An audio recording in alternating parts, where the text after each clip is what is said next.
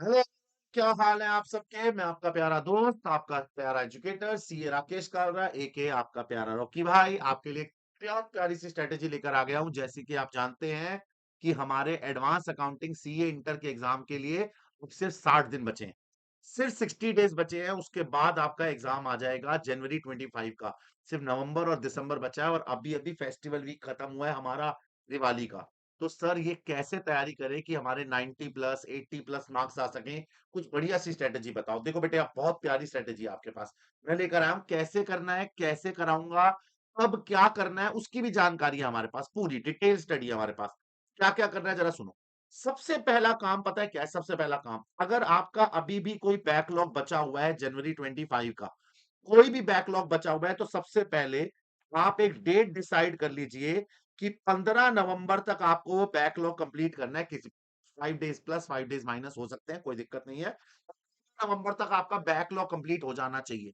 Your syllabus has to be completed, your backlog has to be completed. This 15 November is the last date. 5 days plus 5 days minus can be taken. But ध्यान रखिएगा, अगर आपका backlog है, अगर आपने बहुत ज्यादा चैप्टर छोड़ रखे हैं, तो ये स्ट्रेटेजी आपके लिए काम नहीं करेगी। आखिरी आपको एटलीस्ट 45 डेज अपने प्रॉपर प्रिपरेशन के लिए रखने हैं। जब तक आप प्रॉपर रिवीजन नहीं करोगे, आप वो 45 डेज का इस्तेमाल नहीं करोगे, तो आपको बहुत प्रॉब्लम आएगी। आपके पास पासिंग परसेंटेज जितने नंबर रह जाएंगे, ग्रुप निकालने के लिए, ग्रैंड टोटल क्लियर करने के लिए, आपको किसी भी हद तक अकाउंट्स में मिनिमम 70 मार्क्स लाने ही लाने हैं। तब जाके आपका ग्रैंड टोटल अच्छे से निकलेगा। तो इसके लिए आपको अपना एक डेट डिसाइड कर लो कि जी 15 November is the last date. यहां तक आपका सारा कोर्स कंप्लीट हो जाना चाहिए। जैसे ही आपका सारा कोर्स कंप्लीट हो जाता है, आप अपना पहला टारगेट पूरा कर लोगे। क्या? कि आपका कोर्स कंप्लीशन की डेट या आपका बैकलॉग की कंप्लीशन 15 नवंबर तक हो जानी चाहिए। कोर्स कंप्लीट तो हो ही जाएगा, बाकी जो रह गया बैकलॉग, जरूर बीच में दिवाली के टाइम पे या पिछले तबियत खराब होने की वजह से कोई ना कोई चैप्टर की आपने क्लास छोड़ी होगी। अगर आपने उसको संडे को या इवनिंग में या टाइम निकाल के प्रॉपर वो क्लास ले ली है, तो बहुत बढ़िया है। अगर आपने वो क्लास ले ली है, अगर किसी कारण से आपकी वो क्लास कंप्लीट नहीं हो पाई है, तो सबसे पहला काम वही जाकर क्लास कंप्लीट करो। डन। उस क्लास को कंप्लीट करने के बाद ये आपका प्रॉपर रोड मैप है जो हम कंप्लीट करेंगे एग्जाम। मैं आपको ये रोड मैप पूरा एग्जाम कंप्लीट कराऊंगा। देखो जरा कैसे मैंने डिटेल बनाई है इसकी प्रॉपर। ठीक है, टाइमिंग वाइमिंग सब बताऊंगा। सबसे पहले एमटीपीज की बात करते हैं। देखो एमटीपीज अभी आई नहीं है, लेकिन एमटीपीज आने वाली हैं। एमटीपी 1 और एमटीपी 2 जनवरी 25 के लिए 3 एमटीपीज आती हैं, एमटीपी 1 2 और 3। तो मैं कोशिश करके 3 में से 2 तो आपको लाइव ही कराऊंगा। एमटीपी 1 हम करेंगे नवंबर एंड के अंदर, और एमटीपी 2 जैसे ही लाइव हो जाएगी मैं आपको पहले यहां पर कराऊंगा। देखो एमटीपी शुरू में कराने का फायदा ये रहेगा कि आपको पेपर पैटर्न की टेक्निक पता लग जाएगी। अगर आप प्रॉपर पेपर पैटर्न की टेक्निक के हिसाब से चलोगे ना, तब आपका पेपर वहां पे जाके कंप्लीट होगा। एमटीपी इसलिए नहीं कराई जाती कि ये एज इट इज पेपर में उठ के आएंगे, नहीं। टीपी इसलिए कराई जाती है ताकि आपको अपने लेवल ऑफ स्टडी पता लग सके, आपने कितना अच्छा कर लिया है। कौन से सब्जेक्ट में आप, कौन से वाले क्वेश्चन में आपको चैप्टर में प्रॉब्लम आ रही है, किस क्वेश्चन को कैसे अटेम्प्ट करना है, पेपर में कितना लिखना है, 2 घंटे में या 3 घंटे में पेपर कैसे कंप्लीट होगा। वो सारी प्लानिंग मैं आपको एमटीपी कराते समय दिखाऊंगा। सर हम पेपर के लिए तैयारी कैसे करें? स्टडी मटेरियल तो कर लिया बेटे, अब मैं लेकर आऊंगा आपके लिए 101 की क्वेश्चन सीरीज, जैसे फाउंडेशन में कराता था, प्लस वन शॉट की सीरीज। वन शॉट में आपको, और एमटीपी ये जो 101 सीरीज है, ये कैसे कराऊंगा देखो। 101 के जो है वो every Monday Wednesday Friday 9 PM को शुरू हो जाएंगे। और ये जो 101 के क्वेश्चन कराऊंगा ना, इसमें डायरेक्ट क्वेश्चन नहीं कराऊंगा। जैसे आपने फाउंडेशन में देखा होगा कि पहले मैं चैप्टर का रीकैप कराता हूँ, चैप्टर के रीकैप करने के बाद 101 वाले इंपॉर्टेंट क्वेश्चन कराते हैं। और इस 101 में है क्या? ये 101 क्वेश्चन मैंने बनाए हैं पिछले सालों के प्री वाईक्यू, एमटीपीज और आरटीपी, जो पिछले साल में आया उनमें से निकाले हुए बढ़िया बढ़िया शानदार क्वेश्चन है ये। तो वहीं से करेंगे ये कंप्लीट। प्लस इसके अलावा ये तो मंडे वेनेसडे फ्राइडे को ध्यान रखेगा, यूट्यूब पे चलेगी चलेगी 9 PM। उसके अलावा ऑन एवरी संडे मैं आपके साथ वन शॉट शेयर करूंगा, ये भी लाइव। जैसे अमालगमेशन वन शॉट, ये क्यों बोल रहा हूं? क्योंकि संडे के अंदर हम इसको 3 घंटे का या 4 घंटे का एक सेशन रखेंगे सीधा, every Sunday from coming Sunday. ठीक है, हर संडे, जैसे 7 तारीख को पहला संडे आने वाला, 7 तारीख का नहीं, 10 तारीख का पहले संडे आने वाला है, तो 10 तारीख को हम पहला सीधा ब्रांच या अमालगमेशन में से एक चैप्टर उठाएंगे। तो ये 4 घंटे का सेशन रहेगा, आपको इस 4 घंटे में पूरी वन शॉट एक साथ लाइव कराऊंगा। अमाल्गमेशन का investment internal reconstruction, branch accounting, consolidation and last में अकाउंटिंग स्टैंडर्ड। इन्वेस्टमेंट दो बार टाइप हो गया, ठीक है जी। चैप्टर वाइज जो रहेगा that is on every Sunday one shot. अच्छा, वन शॉट रिकॉर्डेड नहीं, ये भी लाइव रहेंगे। और लाइव में ये संडे के संडे आपको 4 घंटे का सेशन रहेगा डिपेंडिंग अपॉन दी चैप्टर। जैसे अमाल्गमेशन विल टेक 4 आवर। ये जो वन शॉट होगा ना, इसके अंदर पूरा चैप्टर ही करेंगे। इसके अंदर पूरे चैप्टर का दोबारा लॉजिक करेंगे कि अगर आपने वो चैप्टर ढंग से नहीं करा था, या आपका चैप्टर छूट गया था, या आपको उसके अंदर कोई डाउट है या रिवाइज करना है, वन शॉट में वो पूरा स्टडी मटेरियल से दोबारा करेंगे, ठीक है। पेस अप बनाकर, थोड़ा सा पेस अप बना के करेंगे ऑब्वियसली। और वेनेसडे फ्राइडे को 9 PM की 101 तो आती रहेगी। तो ये दोनों मैं आपको लाइव सेशन में कराऊंगा, लाइव। इसकी जिम्मेवारी मेरी। सर बस यही करा के छोड़ दोगे? नहीं सर, इसके बाद आएगा आपका exam marathon. Sir exam marathon में क्या करेंगे? सबसे पहले तो 2 दिन या 3 दिन की एग्जाम मैराथन होती है। उस 3 दिन की एग्जाम मैराथन में मोस्ट इंपॉर्टेंट क्वेश्चन निकाल के लाएंगे। 101 के अलावा 20-25 मोस्ट इंपॉर्टेंट क्वेश्चन, 20 से 25 क्वेश्चन कराऊंगा मैं आपको। काउंटिंग स्टैंडर्ड का वन शॉट एक और आएगा, जिसको मैं छोटा वन शॉट बोलता हूं, जिसके अंदर हम क्या करेंगे, एक 4 घंटे के अंदर सारे अकाउंटिंग स्टैंडर्ड का सम अप ले आऊंगा आपके लिए, ताकि बस आप उसको सुन ले, वाणी मेरे कानों में गूंजती रहे आपके, और पेपर में जाते जाते उसको देख लें। और लास्ट में जैसे आपने फाउंडेशन में मेरे साथ किया था, gas paper 1 and gas paper 2, ये आपको बहुत मदद करेंगे पेपर टाइम पे कंप्लीट करने के लिए। ये पूरी आपकी रोड मैप की स्ट्रेटेजी है। एक बार फटाफट इसका स्क्रीनशॉट ले लो, ताकि आपको पता लग जाए कि कौन सी डेट पे क्या होने वाला है, ठीक है जी। उसके बाद मैंने आपके लिए कुछ प्लान बनाया है कि 80 प्लस 90 प्लस लाने के लिए आपको थोड़ा सा ये एफर्ट करना पड़ेगा। जरा सुनो क्या। आप जब अपनी रिवीजन करो ना, तो इस 3 तरीके से करो। ये सबसे इंपॉर्टेंट चैप्टर है, जिसमें से आपका ऑलमोस्ट 30 से 40% मार्क्स कंप्लीट होंगे। पहले ये चैप्टर कर लेना, इनको तो बिल्कुल नहीं छोड़ना।